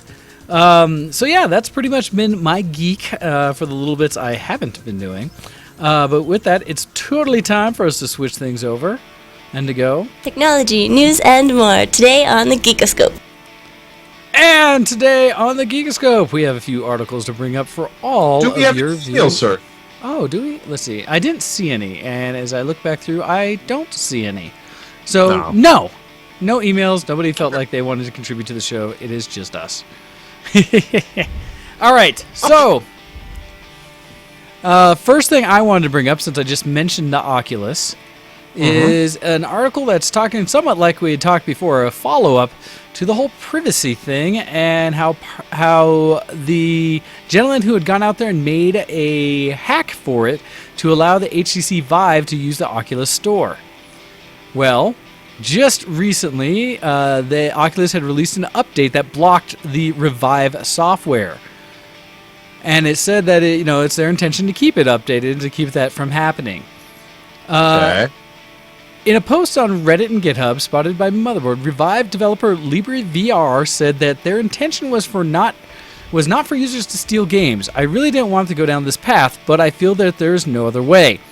And so what he's done is essentially in the update, he has released a new version that allows, again, it to work. But in doing so, unfortunately, has allowed for people to use basically copy protected or ones that have broken, games that aren't legally purchased. And so he's continuing to says, I still don't support piracy, but do not use this library for pirated copies. Basically, they add the software currently works they added that software currently works for VR games using Unreal Engine, and the support will be extended to those using Unity Engine in the next update. LibreVR told Motherboard that if they could find a way to port Rift games without bypassing its DRM, they would do so. Oculus founder Palmer Luckey previously said he wouldn't mind if users tinkered with the Rift's games so that they, quote, run on whatever platform they want. But perhaps it was the ease of use of the Revive software that changed his mind. Whatever the case, we'll be waiting to see if Oculus blocks the updated Revive in its next update, and if Revive can continue to rise from the dead. So go figure, they went and tried to block it, and he found another way around, but this one even less secure in that it actually allows people to use pirated software. So, bad on them. All right, sir, to you. Sure. First of all, if you like hearing our latest news and interesting stuff that we like to talk about, you should check out our Facebook page, because we constantly are putting stuff up there. At least something a day is what I aim for, but I often put 4, 5, 6 things a day on the Show X page on Facebook, because there's just so much interesting stuff in there that honestly I just get from other websites and just post it there. It's a place for us to collect. Yeah, it's a place for us to collect the things that we're interested in. It's not like we are necessarily the ones going out there and finding everything, but it is a place for us to all post, because other members of Show X's fan group do as well. And so it's a place everyone can post articles that they are interested in, as well as, like I always say, if there's anything you'd like us to comment on, please email into the show at showx@vtwproductions.com and let us know what it is you find interesting, and we will give you our opinions. First of all, I want to actually read out something that I found kind of funny. I put up this picture that said, "Nature is amazing" on Show X page. And it was this picture of this frog all crystallized. And it says at the bottom, there's a species of frog in Alaska that freezes during the winter. And while frozen, the frog stops breathing, its heart stops beating, its palms are sweaty, knees weak, arms are heavy, there's vomit on his swear already, mum's spaghetti. And there'll also be posts like that as well that you can expect from silliness that I enjoy. That one was great because you have to start singing it in the actual Eminem voice as it starts going through. I don't think I can. One of the articles I definitely want to talk about, this is from dvsgaming.org, and this is appropriately named DVS Gaming, Devious Gaming, and I shared this one on the Facebook as well a few days ago. So do you remember a couple weeks ago when I said there's so much Overwatch porn everywhere, and you were like, "Oh, Ken, you just look for it." Can you hear me okay, sir? Yes. You're really roboty. Well, okay, it's crackling a little bit, but as long as I'm not talking, I can hear you. Okay. So there's so much Overwatch porn that Reddit user Sparnum has revealed that Blizzard Entertainment is actually issuing DMCAs against Overwatch-themed porn. Since the final open beta weekend, searches for Overwatch porn on Pornhub has increased exponentially and appears to still be on the rise. May 5th, 2016 saw an 817% increase in Overwatch searches on Pornhub, and it's just the graph is insane. It just goes sheer cliff, goes straight up. Of all the searches that include Overwatch Tracer being the most popular search, of course, followed by cartoon, Overwatch, and Overwatch Futa. For those who are interested, think of girls that are girls except for in the main area. Those are terrible. Yeah, well, no, I would say they're terrible, just not for me. I think they're terrible, personally. Do enjoy seeing all aspects of their favorite heroes. The number one country search for Overwatch porn is South Korea, followed by Belarus, Russia, Poland, Chile, Ukraine, Argentina, Czech Republic, Thailand, Colombia, Brazil, and Vietnam, rounding up the top 12. See, it's not even us. It's everyone else in the world. Those are the dirty ones. Sure. Surprised your pants not in there. So here's the top searches containing Overwatch on the website. Overwatch Tracer, Cartoon Overwatch, Overwatch Futa, SFM Overwatch, I don't even know what that is, Overwatch Hentai, Widowmaker Overwatch, Overwatch Porn. Who searches for porn on Pornhub, by the way? That sounds a bit redundant. Overwatch Mercy, Overwatch Cosplay, 3D Overwatch, Overwatch Parody, Overwatch Sex, and XXX Overwatch. There you go. See, now that nothing in that article said that there is more Overwatch porn in existence. It just said there's a high level of interest Supply from people. And demand, sir. Supply and demand. All those say is that's what people are looking for. So if you happen to create any kind of porn out there, there may be a market for you to get into right now. Well, yes, if there's, and that in itself means there's going to be more shortly anyway. But if you go right now, I assure you that any image board of general cartoon stuff, you will find more than one image out there. There'll be the DeviantArt stuff is not really as porn as you'd like to say. Now there are sites out there that are dedicated to it that probably has a bunch of stuff. But I will argue that exists for everything, thus Rule 34. So, yes. But yes, I actually saw a similar article from CNET talking about the same thing, about how there has been a massive spike in people looking for things Overwatch, and especially things that are not as covered in Overwatch. So, yeah. Yes. All right, so that's quite funny. But that means that yes, Blizzard are actually trying to get people to take this down, and I think they don't have any. I think they have zero ground for it, because while it is based on Overwatch, as artistic materials, they're not being used for money, and for most cases, I imagine. And so you can't really blame them. It's just artistic stuff at that point, and you can't take down somebody doing a parody or humor or fan art. Yeah, no, they're really going to have a hard time with it. I mean, they can talk about it hurting their brand, but it's going to be hard for them to do. So yeah, exactly. We'll see. Especially with the amount of stuff out there, they're really going to struggle. Well, I've got loads more, sir. Would you like to grab something else? Yes, I do. I have one here that's talking about, hey, everybody. It's not only in life that in relationships and stuff like that people have trouble finding their right match. It's also in gaming.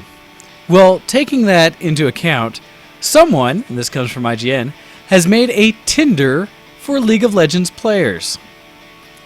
That is pretty cool. It is called Unite LOL. It's new, free, and currently it's iOS only.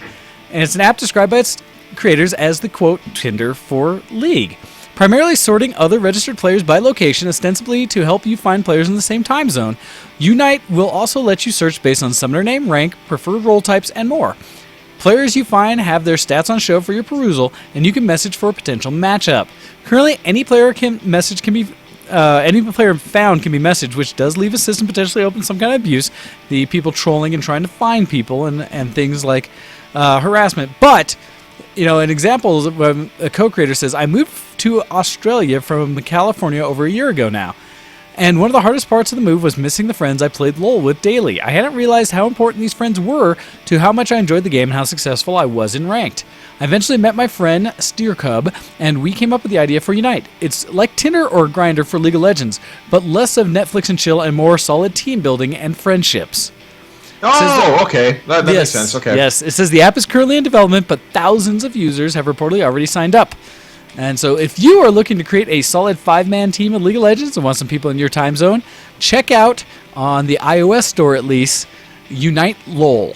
And so I just thought that was kind of an interesting take on things where instead of just going out there and trying to find a date for the night or potential relationship, you can try to find out a gamer, someone else to help fill out your 5-man. Yeah, that's fantastic. I don't see a problem with that.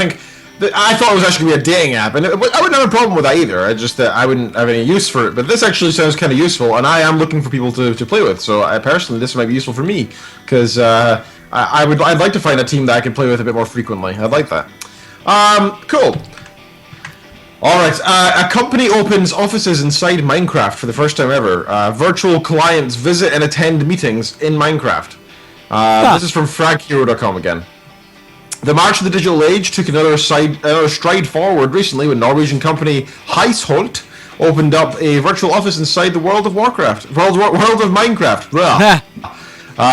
Heisholt, based in Oslo, have purchased land within the servers of a game and will hold actual meetings there with real, so to speak, clients. Eric Heisholt, owner of the company, intends to use the vast interconnectivity and far-spreading reach of Minecraft as a basis for developing new ways to interact with people and develop ideas.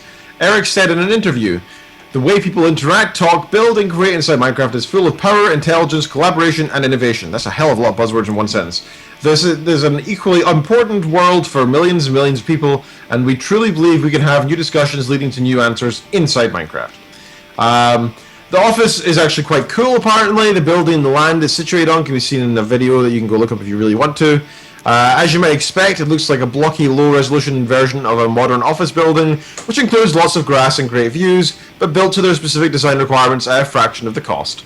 The building has offices for staff, with all things they typically contain, such as desks, shelves, and the occasional decorative ornament. Outside the building, there's pleasant scenery and plenty of greenery and wildlife. For example, the delightful petting zoo full of farm animals. There's even a boat you can use. So there you go. Somebody's actually went and made a Minecraft office. Let's see. I don't know what the company actually sells, which is more interesting. But yeah, because I'd like to see how that actually works. Well, all it is it requires everyone to have Minecraft to be able to show up and participate. But it's like as Tabaxian was bringing up stuff about Second Life. People did that kind of thing. It's just a question of whether it's a medium that people feel like they're actually going to get some use out of if it matters. I mean, you could do this in any different format. Yay, Minecraft. At least that's something that's fairly inexpensive to get into, but cool? I don't know. I think it's a little odd because most avatars are, similar unless you go find skins to drop. It's not like you're really going to be able to see it. There's millions of skins. Yeah, but that's the thing. You have to go get a skin. It's not like you're going to look anything like yourself. You don't really create an avatar that looks like yourself, so I don't know if I would see this as the most professional place to host meetings or something. That I agree with. If it speaks to their customer base, then hey, if that's what their customers expect, it works for them, then that's all cool. So we'll see. All right. So we mostly are a PC master race, and we talk about all the gaming we love in the PC. But we have to admit there are some good games on consoles that have come out that we just don't get access to. Well, this story coming from Forbes says Halo 5 is coming to PC, and it's totally free. Sort of.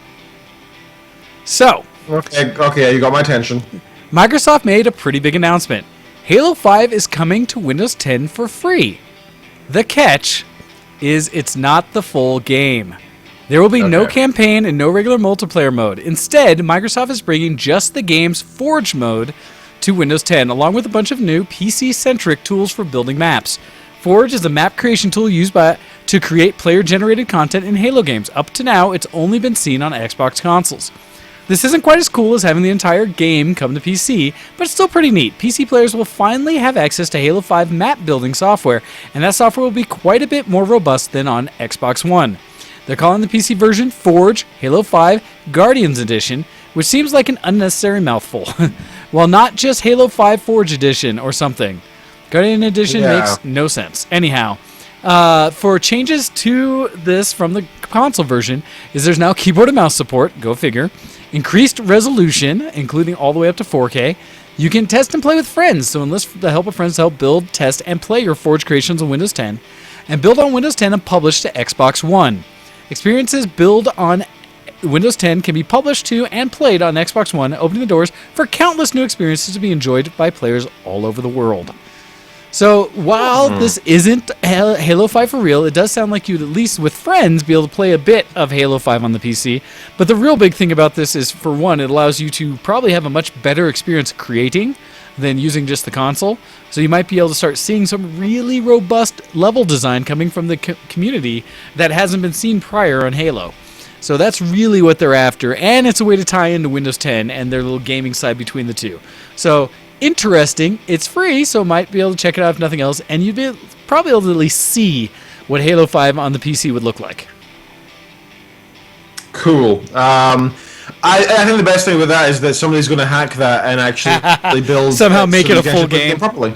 That would be very entertaining, in fact. I think it makes sense. I've always said that the Forge mode is a bit stupid on Xbox because it's kind of tough to use with the pads and you can't really position things correctly. It's not really an they exact really pad limited the system. side of the levels and stuff like that. You're kind of stuck in this little sandbox to create in. So there were a lot of challenges with it, but at least they're... So who knows? I know people have made stuff. I haven't seen any of the Halo 5 stuff because I don't have an Xbox One. But yeah, so that's cool. Although, admittedly, I have been on the fence lately about thinking I should get an Xbox One, of all things. And the sole reason I am thinking about getting an Xbox One is Rock Band.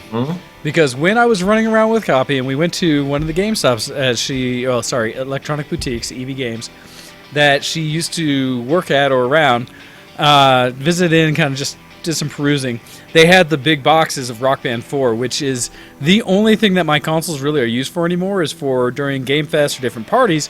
People love to karaoke and play the guitars and stuff with Rock Band.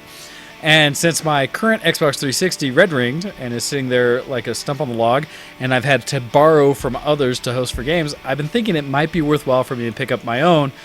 And because they now have the Xbox One version of Rock Band, I could see the upgrade just for that reason. Otherwise, I still was ignoring the Xbox One completely. Now my challenge is that they're talking about doing an update. And do I wait to see what the new one comes out in after E3? Or do I just buy one of the current ones? Because I've been seeing some deals lately. Wait. And that's probably the better answer, right? It really is. Just simply, yeah, you should wait because you don't know what is going to be there. It's pretty close, so yeah. I'd hold off and wait. I mean, it's not long. Well, and it's funny because Kuro put in here about the PS4, get it for that instead. My challenge is, while the PS4 is a better box, the X-Bone has a little different world in that I've actually got, I think all my current Rock Band stuff is on my Xbox Live account, and I do believe you can actually use previously purchased game material, so some of the songs I'd bought before on the X-Bone version if I upgrade to it. I'm not positive, but I think that's the case, and if so, that would save me a ton of money on songs. So that is part of my thought process. Just saying. Okay. I don't know if I'd agree with you. I think with the latest announcements from Sony about how their future of the consoles are going to be upgradable, etc., I think I would be leaning towards them anyway for that. Well, but it's going to be what am I going to use it for, right? And I could see using it again for Rock Band more than anything, and I could at least get Halo 5 and finish the series out with that. Beyond that, because there's no exclusives I care about, everything else is PC. And I saw a deal for an X-Bone with the Kinect for like $270 today or just recently. But surely, if you got a PS4, you could enjoy The Last of Us. Yeah, I don't care about that. And don't they have it on PC as well? No, I'm pretty sure that was an exclusive. Oh, see, Or I else, hate or exclusives. else I'm buying it right now. Maybe it is. I don't know. I hate exclusives. Yeah, PS4 only. Yeah, see, then I don't care. Or PS3 only, actually. See, even worse. Don't care. Don't care about it at all. No, sorry, it was made for PS3, then it's also been released on PS4 as well now. Okay, remastered. Ah, I gotcha. So, and honestly, on the Sony side, I was going to wait for them to do an update so they can do the 4K, and then I'll wait for that. And, once they do the new upgrade to the PS4 so that I can play 4K Blu-ray, then I'll care again. Because that's really the only reason I got, my PS3 in the first place, was to play Blu-rays on my TV. So I'll do the same thing for that. And I don't think the X-Bone will be upgradable for that as well. So we'll see. I'll wait till the hardware updates happen, and then I'll find out from there. But yeah, just kind of in general, that's what I'm looking at. So we'll see. But anyhow, back to you, sir. Sure thing. I know I keep bashing on about them, and it was a rumor before, but now it's been confirmed. X-Lionhead developers bringing secret Fable card game to Kickstarter. It is now live and will run for 28 days. Reward tiers ranging from... Actually, let me go look at the... I'm not going to read the article. I'm going to go look at the actual Kickstarter. It's got 1,210 backers so far. What pledged is £40,534 out of 250,000. So they're not even a quarter of their way yet. In fact, not even a fifth of their way yet. But they've got 23 days to go out of 28, so they're only 5 days in so far. Fable Fortune is a Fable-themed collective card game, a CCG, featuring co-op and PvP modes set in the whimsical world of Albion. I may actually back this, because that sounds awesome to me. If you pledge £5 or more, it's chicken tier, and you get a bunch of stuff, including bronze beta access, you get access to the forums, you get some card backs in the game, etc., etc. Pledge £10 more, and you get the guard tier, which is 13 card packs, as well as a wallpaper pack and all the previous stuff. There's a Hob tier where you get 30 card packs, exclusive Kickstarter Hob Bomber, alternate art card, and it goes on like this all the way up until the top thing is... Oh geez, it goes down a while. Is the Jack of Blades tier. Initially, you'll talk to the team about which card you will be featured on. Then one of the amazing artists will fableize you on that card, and you'll become part of the initial release. This includes a series of Skype conversations and a visit to the Flaming Fowl HQ, where you'll get the chance to hang out with the team, get unique insight on some of the secret plans, and chat about your design. Mike West and some of the Fortune team will join you for high-stakes Game of Fortune or any other game from Mike's absurdly huge board game collection. They'll then take you over a fancy dinner, spend the evening in a classy pub, or play more games if you prefer, and then put you in a nice hotel for the night, but you have to cover your own travel to Guildford. You can also get 300 card packs, design forum access, development build access, and all the other tiers. So that's if you want to spend £5,000, of course, plus travel. So there's you can back it in multiple ways if you'd like to. You can also back them by actually just following them online if you don't want to actually put any money into it. So there's that as well. They have different stretch goals. 250k for the PC closed beta funded. Then they go all the way up to £700,000 for Xbox One version added to the closed beta. So we'll see what happens. I think it sounds kind of cool. It seems like they're going to be following a Hearthstone kind of style of making money, which is clearly the way to go because it works very well. And I kind of like the idea. So what are your thoughts, sir? I doubt this will work, but of course not. I don't have it currently linked. Oh well. I was really hoping for the drop-in for it, but that's all right. For me, I really don't care. I hate most CCGs. I cannot get back into them. Hearthstone is a waste of time to me. And so one that's even based on an IP I care even less about, like Fable, which died for good reason. Yeah, I have no cares in the world at all. It's a waste of internet space to me. Okay. I don't know if they'll hit the budget. I don't know if they'll hit its target, but I kind of hope it does. Because hey, it doesn't cost me anything if it does, and it comes over free, and I got to try it out, right? So that's the way I see it anyway. But I like CCGs. I've enjoyed Magic in my time, and I've enjoyed Hearthstone. So I would quite enjoy this if it did well. You are much more the target audience than I am. Yeah, I think so. Can I do one more quick one? Yes. Rocket League passes $110 million in sales. $110 million! In less than a year since its initial launch on PC and PlayStation 4, extreme vehicular sports game Rocket League has passed over $110 million in dollars in sales. That's over 5 million copies on PC, PS4, and Xbox One.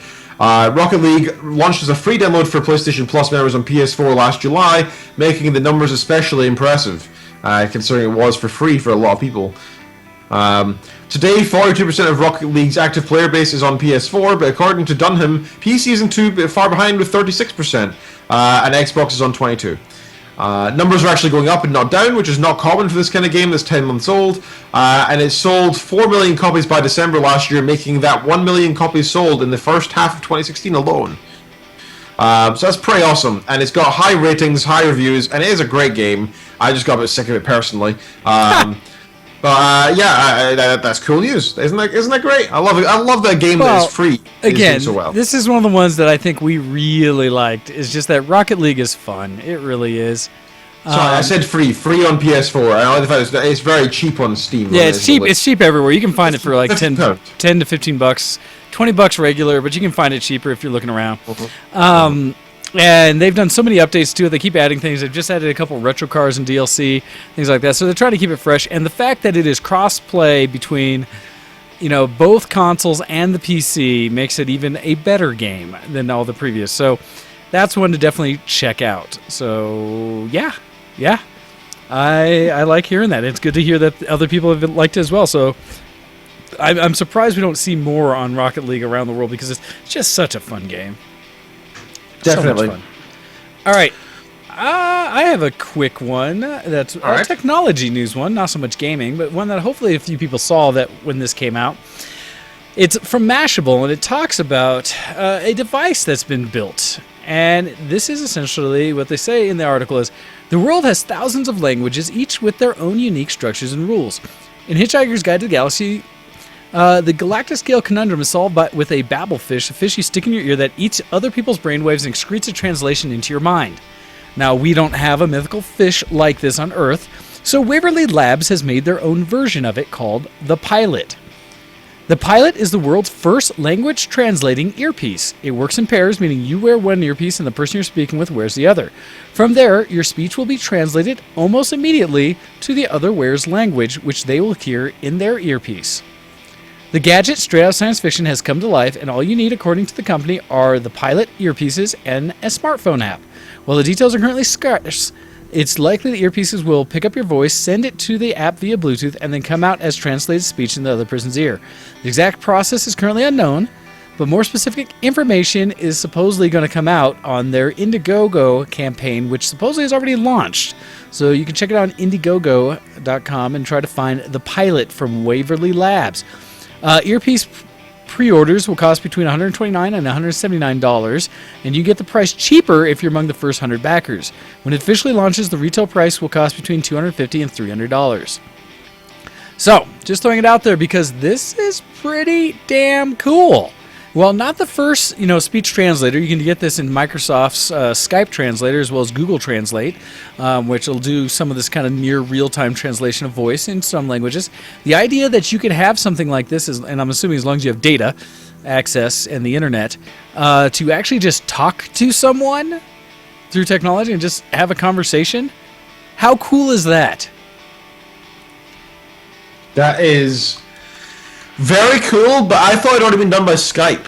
I thought they already had that available. Well, they can do it on Skype through conversation, but that's the thing. This is doing it in a device that makes it essentially so that you don't have to think about how it's done. You just give the person an earpiece, someone that doesn't necessarily have their phone or anything with you, and then you just have a conversation. So that's the difference in this one. It's just how they're doing it so that it becomes almost you don't have to think about it kind of process. That'd be awesome. That is very cool and very futuristic. It's just an insane technology. But that's the thing. It's leveraging technology that already basically exists. Yeah. And so far, they've raised just under $2 million out of the $75,000 they were trying to raise to make this become a real thing. It's going to happen, and I'm curious to see how well it'll work and where this will end up. That sounds very cool. And just getting us closer to the point where I mean, not to say it's not good to learn another language, but to be able to, I don't know, for me, just stick one into my ear and watch anime or something and see how it translates. I don't know. Just the idea of being able to travel anywhere in the world and have a little more likelihood of being able to communicate. That sounds cool to me. So, yep, a little bit in tech news I saw that I thought was kind of cool. Anyhow, we have time at least for one more from you, sir. Oh, I've got 5 more open. Okay, Valve has sold 500,000 Steam controllers already. Which is a lot. Especially considering every review I've heard has still put them as a meager kind of thing compared to just the classic Xbox One controller. That everyone's like, they're okay. So that's actually kind of surprising. In addition to the controller's original features, you can now configure and use the controller from your desktop, and its force reactors can now capture and reproduce with the rumble effects from various games.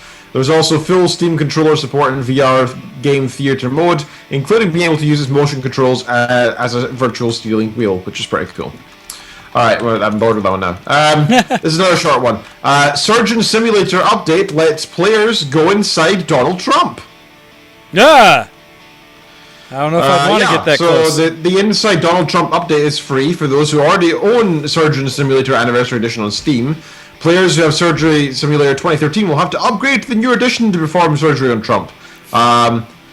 Players get to vote via surgery, choosing whether they give Trump a heart of gold or a heart of stone.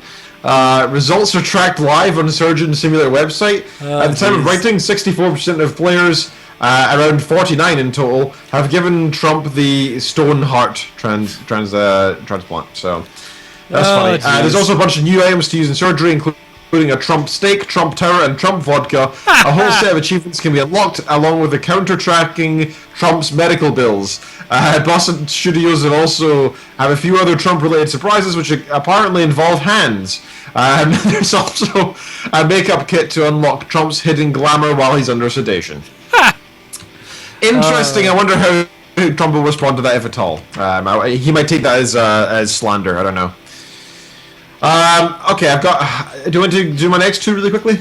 Go ahead. Like I said, it's on you to try to finish as many as you can before we're done. More than 7 million players have now joined Overwatch's fight for the future, Blizzard announced this week. Since the game launched worldwide on May 24th, players have logged more than 119 million hours, making the launch one of the most successful of all time. 11 million payloads have been delivered, with players swapping out heroes 326 million times. Overwatch has seen support from Blizzard gamers, first-person shooter fans, and folks who've never picked up a game like it before, CEO Mike Morhaime has said. We poured a lot more effort into creating a game and a new universe that anyone could enjoy. So it is... I gotta say, I'm sick of seeing Overwatch everywhere. All my friends are playing it. All the gaming sites are talking about it. Even Funny Junk is just filled with Overwatch memes. I just can't escape it. It's in adverts, and I'm not interested in spending much money on it. I do not want to try it. I do not want to. Overhype. Yes. No, I mean, that's what it is. It's gotten a huge amount of hype. That's what they've done. It's Blizzard.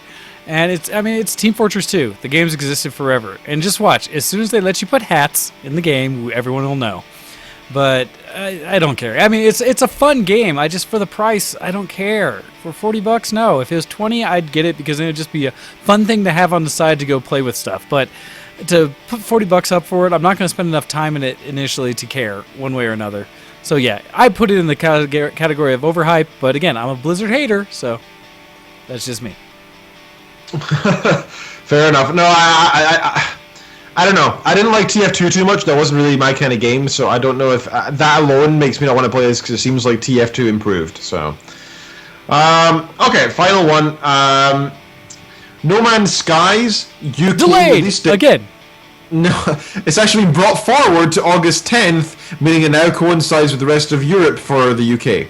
Oh, that's right. North for them. America will still get a day earlier on August 9th. But no, they actually brought it forward a little bit. Because originally Britain was getting it later for some reason, but now they fixed that. So, cool. And that's it. That's all right. Perfect. Well, then it is time for us to get out of here. So if you could go ahead and lead us out of the gates, we'll be good to go. Okay.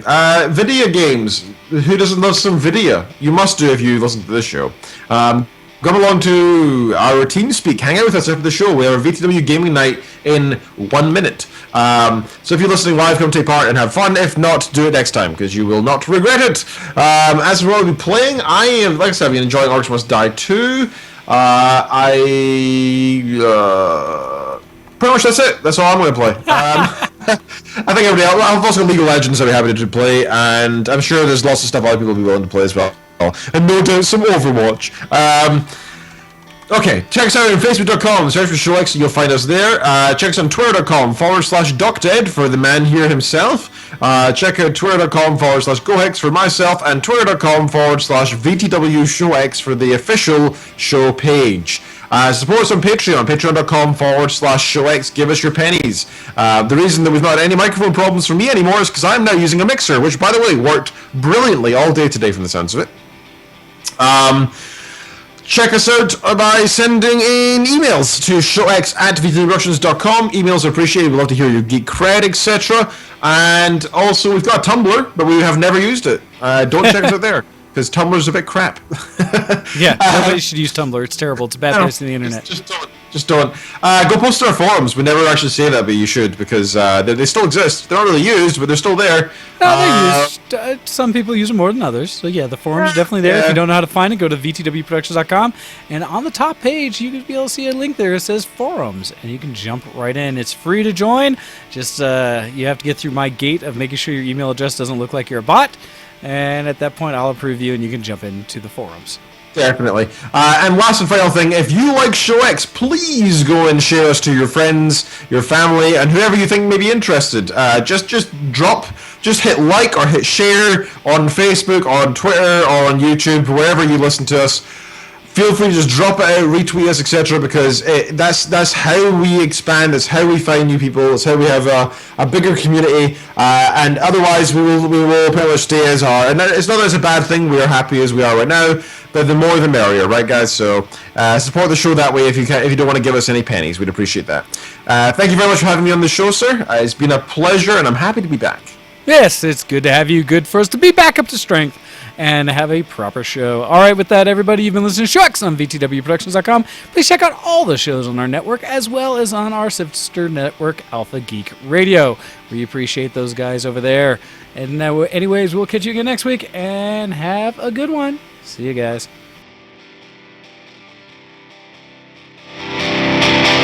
Goodbye. See you in the next subby.